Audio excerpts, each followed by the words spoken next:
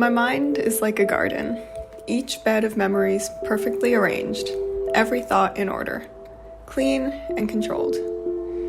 For the most part. Like in every garden, weeds develop where the care stops.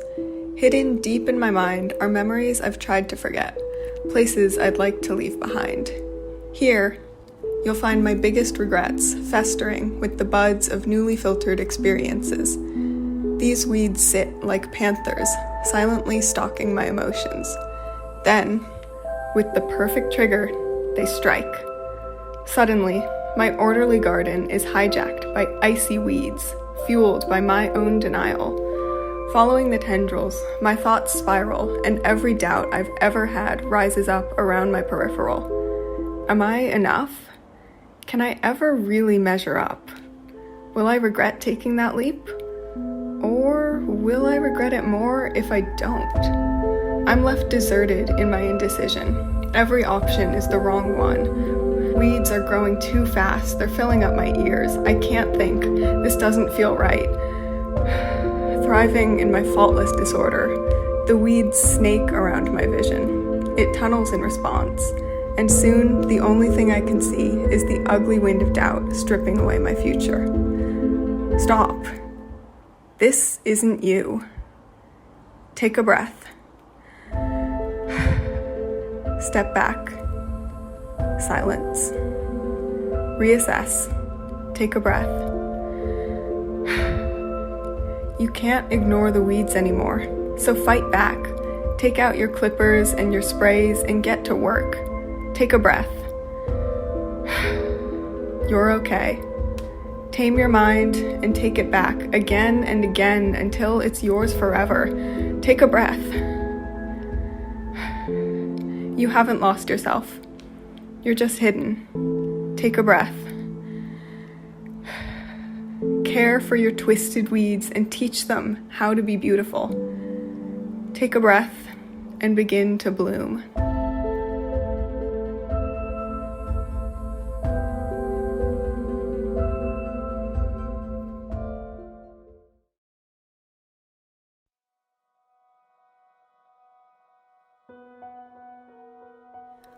Growing up as an only child with a single mother is lonely.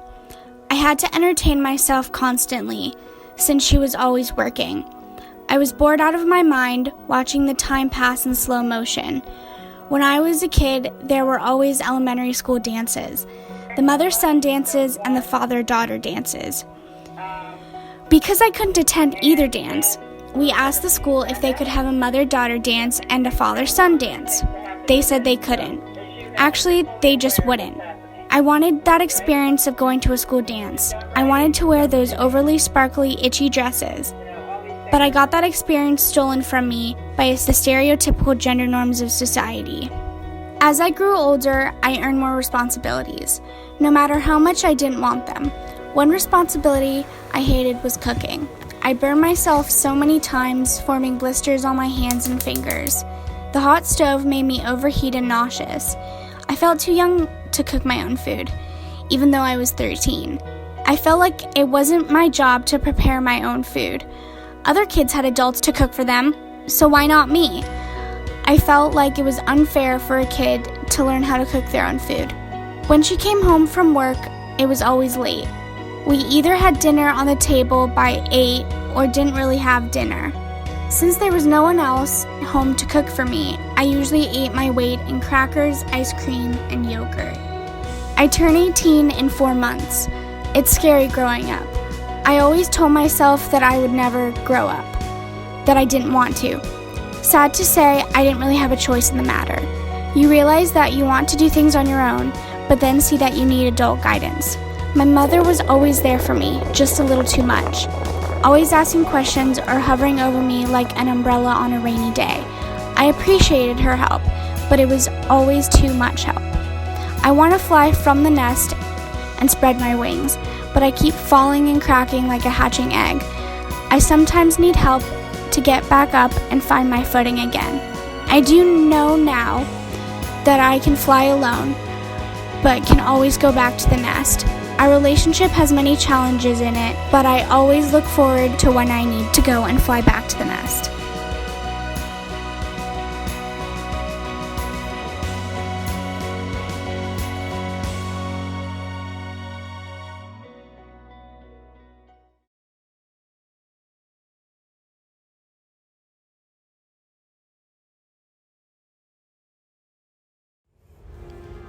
Ever since I was a kid, people have told me how much of a creative person I am.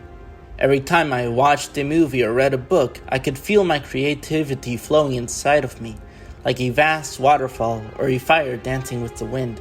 I would always jump at the opportunity to share my ideas and talk about everything that was on my mind to anyone who would listen. My parents are the one who gave me the idea to try and become someone who shares his stories through the world of film. I felt so inspired whenever I left the movie theater after watching some superhero movie. I would imagine myself as that one superhero flying around the parking lot, doing cool tricks. My dream isn't to win any Oscar or be inducted into any cinematic hall of fame. I just want to entertain people. I want them to have fun while watching my movies. I loved making videos because it gave me an excuse to film any silly idea I got. I would work till 3 a.m. to get it done, and I would get so excited to turn all of my shots into a sequence. The problem I then faced was when I met with other filmmakers in my school. All of their films were cleaner and better than mine. It was clear to me that they had more experience, and that made me feel inferior. I always felt like they were out of my league when I worked with them. I didn't feel like I could share my ideas or my stories anymore because no matter what I did, their ideas were always going to be better than mine. I felt like a disappointment to everyone who sacrificed so much to push me forward and reach my goals. This isn't how I want people to tell my story. I don't want to wallow in my own self-pity. I know that all the doubt I have is all in my head, and that the first step is to improve my skills until I'm confident enough to be proud of my projects. Now whenever I have the opportunity, I'll make a small video just to practice and refine my skills, until I can say with confidence that this is my film and I'm proud of it.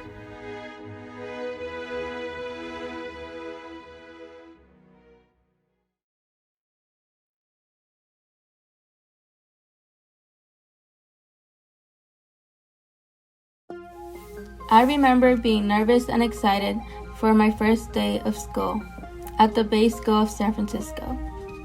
I was transitioning from a public middle school where I was the majority, being a person of color and low income, to a private high school where I would become the minority. I started to notice how I changed my way of talking from school, and once I got off the Marin bus, I realized maybe I'm wearing a mask from the moment I get off my car to ride the Marin bus, and once I get inside my dad's car. I ask myself why. Why can't I just be me? When I arrive home, I immediately start talking to my sister in slang. As I enter my room, I can hear my neighbors arguing. When I arrive at school, I try to speak my complete thoughts. I act more like my true goofy side only when I'm around Moya, Franklin, and Ella, my closest friends from school. My culture is very different from my classmates, so I can't relate to the stuff they say during breaks or what the table across from me at lunch is saying. Some of their problems are like, I don't know what TikTok to post next, while I'm worried if my parents will be able to pay the bills. But I wanted to be accepted, so I acted differently. Because I'm living and going to school in two different worlds.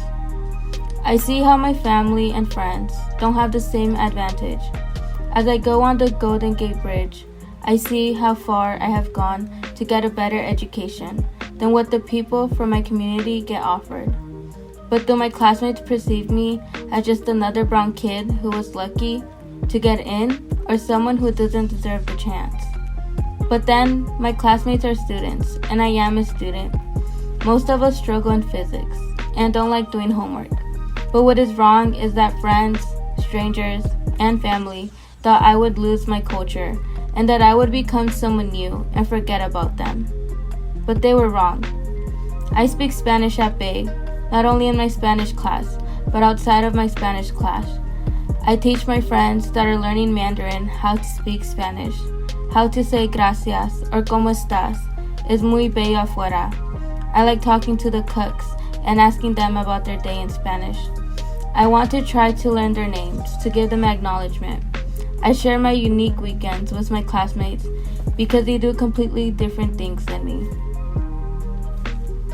I represent my culture at Bay by choosing what topics to write about, what to share with my class, joining a club for diverse students. I didn't join the A team just for leadership, but because I wanted to represent. I joined the A team so I can speak in Spanish to the parents who don't understand English, just like my parents. My friends were wrong to think I would change, because I am not attending a better school to be like the people that go there, but to represent the ones that don't go there. Because I am proud of being me.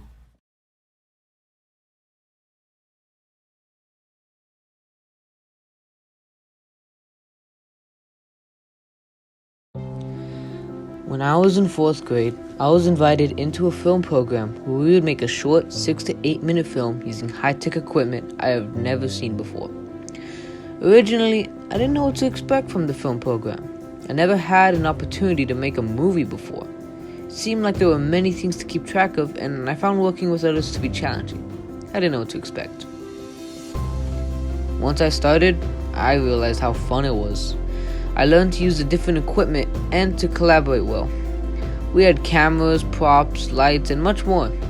All the students in my class wrote their own story, and everyone voted on 4 stories that would be made into films. My idea got the most votes, so mine was one of the 4 chosen to make a film. I was the writer and director of my film about games. I'm still very proud of it to this day. This film program really did change me. Before, I didn't want to make movies, and I couldn't collaborate with people. Now I can. Coming up with an idea and then seeing it all come together is one of the greatest feelings. I am very excited to see all the things I can create in the future.